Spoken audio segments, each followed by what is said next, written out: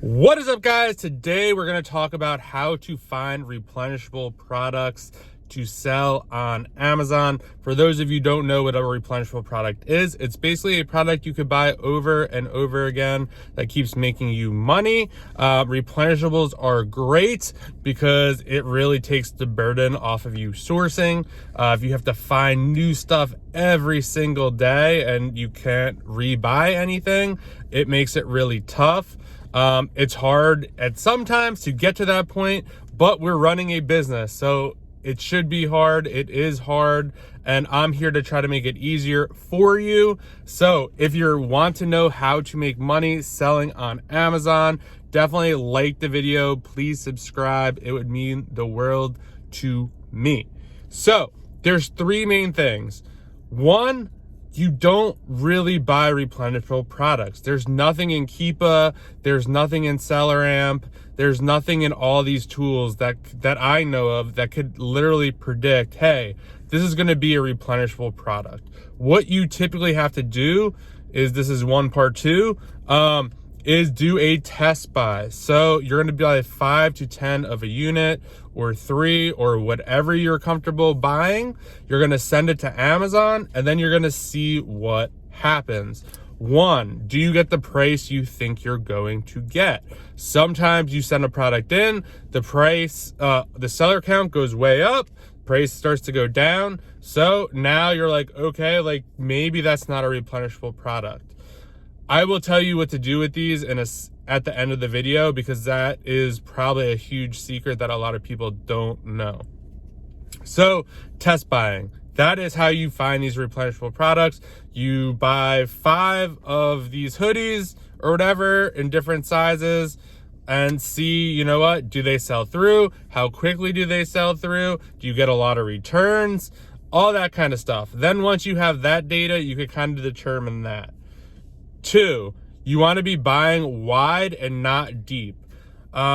This is a great way to find replenishables, because if you buy wide, so what that means is you buy a lot of SKUs instead of a small amount of SKUs, but a lot. So an example would be, instead of having a store, this would be a deep store where it had like 10 items, but they had 100 in stock of each.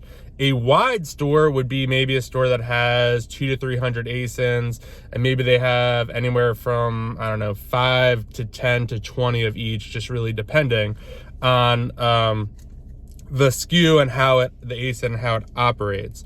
So the best part about buying wide is you get to test a lot of products. So when you could buy, I think this month we'll probably buy maybe 50 to 60 different brands. I'd have to look.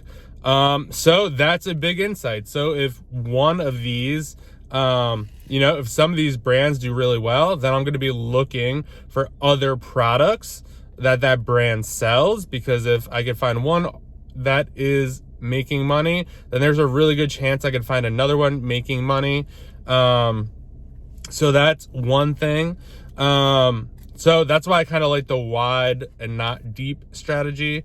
That's one benefit. And another big one is you don't typically know how these brands are going to react. So for someone like Nike, you know that they're not going to give IP alerts or complain, or you probably won't get a ton of inauthentic complaints. You might get a couple. I've definitely have. Not a big deal. You could just submit your invoice. So yeah, but there's these other companies you don't want to be buying. I very, very rarely, unless I know or have asked someone, hey, does this brand do IP complaints? Do they send cease and desist letters? Because the last thing you want to do is buy a brand, and you buy 5 different items and then you get 5 different IP complaints. It is a slow process and it is super annoying to find these replenishables, but it is totally worth it. Anytime I have tried to skip this step and I am in this predicament right now, it was actually, I did exactly what I didn't just say. So I bought, I think 3 or 4 of different products of a certain brand, and I'm getting hit with generic listing. Everything is stranded. I've only bought, I think, 10 of each, but it's just a nightmare right now. Obviously it's not going to kill my business or anything, but it's annoying because I'm probably going to have to do a removal order, and then I have to figure out how to liquidate it or get rid of it. So there's that. And number 3, once you kind of find this stuff, so let's say you find these Postit notes, which have the 3 strategies on it, and you're able to replenish it. So maybe you buy 10 of these, they all sell, you go to the listing, maybe you wait a week, none of them get returned. Okay, great. You go to the listing, it doesn't look like any other sellers have come on the listing. The price is still pretty stable. So now it's like, okay, so the best place obviously to go is like where you bought these, but you could also look and be like, hey, does anyone have these any cheaper? Or can I get them for a cheaper price? Can I leverage a coupon code? Can I leverage a discounted gift card? Any of that stuff. Because you want to be getting the best price. So now that you know that it sells, and you also want to have options. So there are some things that I am on that I'm buying from multiple retailers. One retailer might be a little bit more expensive than another retailer, but if one retailer runs out of stock, I'm willing to buy it from the more expensive retailer because I want to stay in stock, and 2, it's still profitable. So it just makes a lot of sense.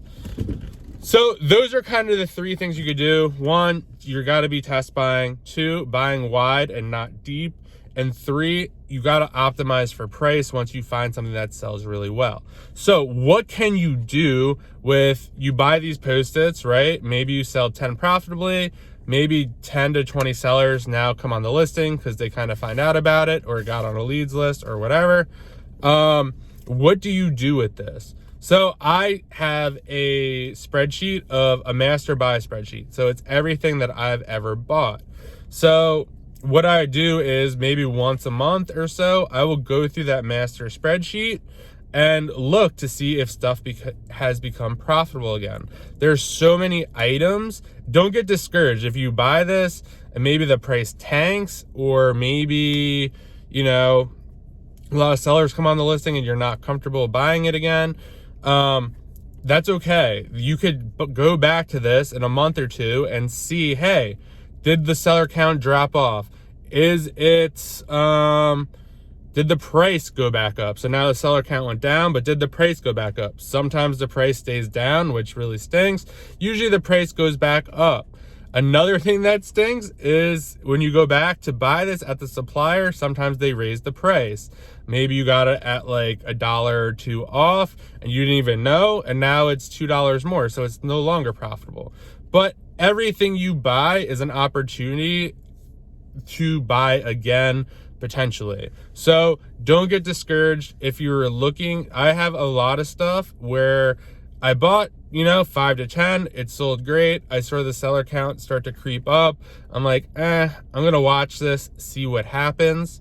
And usually the price tanks. And as you get more experience, you could kind of get a better gauge for this. It's really hard to explain. There's some where in that scenario where I'm like, what, I'm just gonna buy another 10 because I think I'll be able to sell through these 10, and you know what? The break-even price has never even hit, so I'm kind of comfortable with that, but I don't think it's worth buying, 20 or 30. So yeah, and then if one of the best parts about this and how I've been making a lot of money is when this product, it kind of goes back down.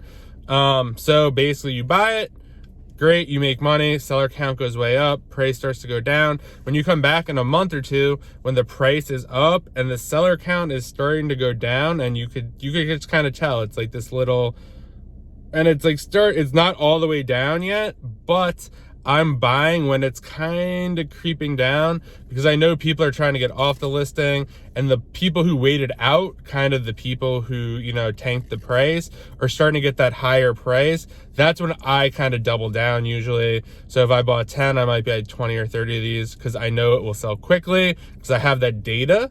I know what the profit could be, and I know that probably eventually, because it already happened, once I get back on this listing, other people will probably follow. And that's why I'm buying it as it's kind of going down, because as soon as it goes rock bottom, all the sellers kind of drop off. That's when everyone else is going to buy it. So I want to be buying when it's kind of like halfway down to the plateau. And then, yeah. This way, when it bottoms out and everyone else starts buying it, my stuff is already at Amazon and ready to sell, and I'm getting the price I need to get. I hope you guys found that helpful.